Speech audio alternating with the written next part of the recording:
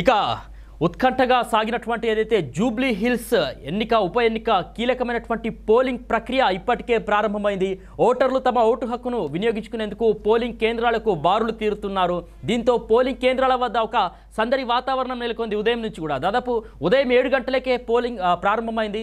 ఇక సాయంత్రం 6 గంటలకు ఓటర్లు తమ ఓటు హక్కును వినియోగించుకోబోతున్నారు. సో గత నెల రోజులుగా చూసినట్లయితే కనుక తెలంగాణ రాజధాని హైదరాబాద్లో ఎన్నికల హడావిడి కొనసాగుతున్నటువంటి విషయం మనందరికీ తెలిసిందే. మరి పోటాపోటీగా హోరాహోరీగా నువ్వా నేనా అన్నట్టు ఈ యొక్క ఉప ఎన్నిక ప్రచారాన్ని చేసినటువంటి పరిస్థితి అయితే మనం చూసాము. సో ఈ పోరులో మేమే గెలుస్తామంటూ ధీమా వ్యక్తం చేసినటువంటి పరిస్థితులు కూడా మనం చూసాము. సో జూబ్లీ హిల్స్ ఉప ఎన్నికకు నోటిఫికేషన్ వెలువడినప్పటి నుంచి కూడా ప్రధాన పార్టీలు ఏవైతే కాంగ్రెస్ కావచ్చు, బీఆర్ఎస్ కావచ్చు, బీజేపీలు తమ ప్రచారాన్ని హోరెత్తించినటువంటి పరిస్థితి. ఇక ఇప్పుడు జూబ్లీ హిల్స్ ఓటర్లు తీర్పు చెప్పేటటువంటి సమయం ఈరోజు పోలింగ్ జరిగింది. సో మొత్తానికైతే సోమవారం సాయంత్రానికి ఎన్నికల సిబ్బంది పోలింగ్ కేంద్రాలకైతే చేరుకున్నారు. తెల్లవారుజామున ఈవీఎం మిషన్లు, వీవీప్యాట్లు సిద్ధం చేసి నమూనా పోలింగ్ను కూడా నిర్వహించారు.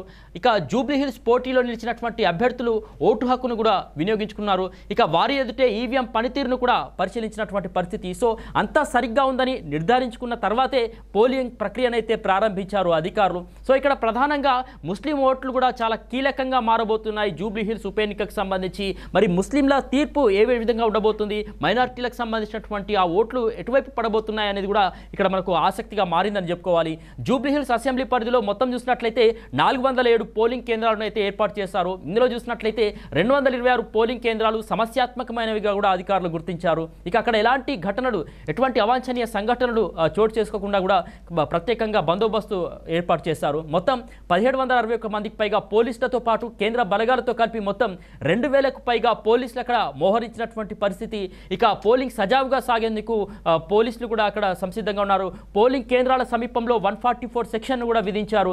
జూబ్లీ హిల్స్లో మొత్తం 4 లక్షల మందికి పైగా ఓటర్లు ఉన్నట్టు తెలుస్తుంది. ఇక వీరిలో పురుషులు 2,08,561 మంది ఉంటే మహిళలు 1,92,779 మంది ఉన్నారు. ఇక 4 లక్షల మందిలో కేవలం ముస్లిం ఓటర్లే 1,00,000 వరకు ఉంటారని కూడా అంచనా ఉంది. కాబట్టి వీళ్ళు ఎటువైపు ఓటేస్తారనేది కూడా ఇప్పుడు ఆసక్తికరంగా మారింది. ప్రధాన పార్టీలు కాంగ్రెస్, బీఆర్ఎస్లు వీరిని ప్రసన్నం చేసుకునేందుకు ఇప్పటికే అన్ని ప్రయత్నాలు కూడా చేసినటువంటి పరిస్థితి. ముస్లిం ఓట్లు జూబ్లీ హిల్స్ రిజల్ట్లు కూడా ప్రభావితమైతే చేయబోతున్నాయనేది వాస్తవంగా మనం చెప్పుకోవచ్చు.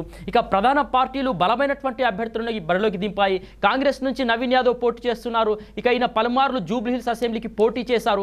ఇక బీఆర్ఎస్ దివంగత ఎమ్మెల్యే మాగంటి గోపీనాథ్ భార్య సునీతను పోటీలో నిలిపింది బీఆర్ఎస్ పార్టీ.